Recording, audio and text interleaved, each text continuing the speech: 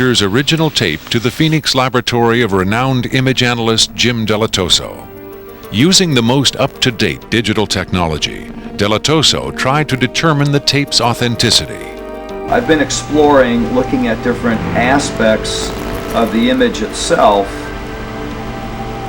to develop questions for a matrix on, is it real or is it fake?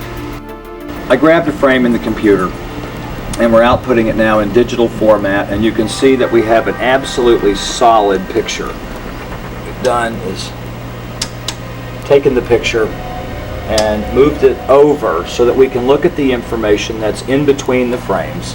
Now, when we look at the motion video, we can see that it still is not bad. And when we have this little indicator down here, it tells me that the original image was transferred using some kind of time-based corrector. These are video screens up here, television, video monitors, and they're off at an angle. If this was shot using a video camera with lines on it, we would see moire patterns up there, and we don't see the moire patterns. So there's a probability that this was shot originally on film, possibly a film stock like 7252 or 7247, depending on the lighting. The idea that these images may have originated on film is in direct contradiction to Victor's statement that the interview was shot on video. On closer inspection, Dilettoso decided the images could indeed have been recorded by a video camera under certain specific conditions. In this case, I get the sense of it that this was originally created using either film, transferred telecine to beta, that then this is the third generation, or it was taped under very low light conditions with the video gain boosted probably 12 dB. Even the emotionless analysis of a computer cannot provide a definitive answer. Dilettoso's efforts yield tantalizing hints, but in the end they only increase the mystery.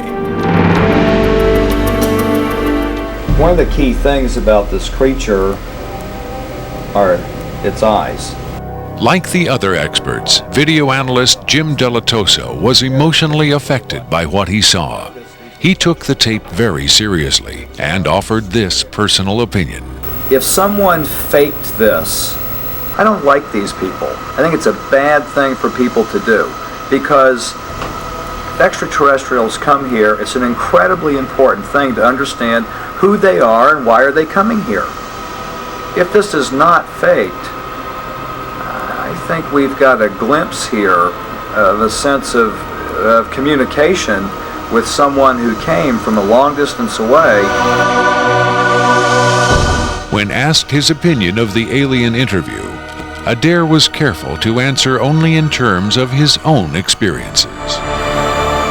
If you're referring to the film where it's aliens being interrogated at Area 51, I don't know. I've never seen a UFO in my life. I've never seen aliens pickled in a jar or anything like that.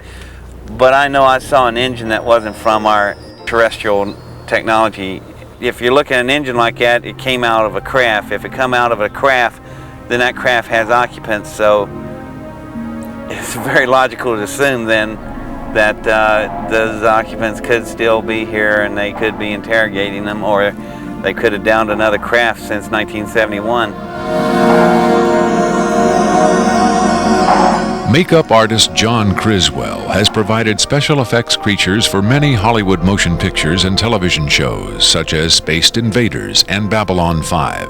Hired by Rocket Pictures to create the aliens for the recreation segments of this program, Criswell was very interested to finally see the real thing. By Hollywood standards, I would say it's a pretty decent puppet. Well, to be honest with you, I would love to buy this being real, but it's probably a hoax. Well, I think this is a really cool design, and it's a great concept, but I think I could have done better. Whoever did this, I mean, they could have a job in Hollywood in a minute. No problem. This one has a much creepier quality than the alien autopsy tape, I think. That one I definitely didn't buy just because of the way it laid on the table. There was a couple of things. This actually, whoever did this was, or if someone did this, they were very clever because it hides a lot of stuff. So that's what makes me kind of disbelieve it a little bit. But who knows? Criswell thought the alien exhibited movements that would be difficult to fake. There are moments when this looks very real, and I don't know how they did certain little things about this. So right when I would say that it's definitely a puppet, he moves a certain way, or he'll lift up in the frame and all that, and all these little things are important to the to the character of it. Academy Award winner Rick Baker is one of Hollywood's reigning masters of makeup effects. He transformed Eddie Murphy into a 300-pound man for The Nutty Professor and has created monsters for countless films, including An American Werewolf in London and the UFO-related Men in Black. Baker dismissed the tape as a fake. Yeah, this doesn't fool me. I don't buy this. I think this is a puppet, and you've got a table in the foreground that's hiding the rest of its body. You've got some kind of whatever that instrument is in the foreground. It's also lit very mysteriously. I think if you were going to record this alien, you would want to see it, and you wouldn't want to hide it behind a table, and you would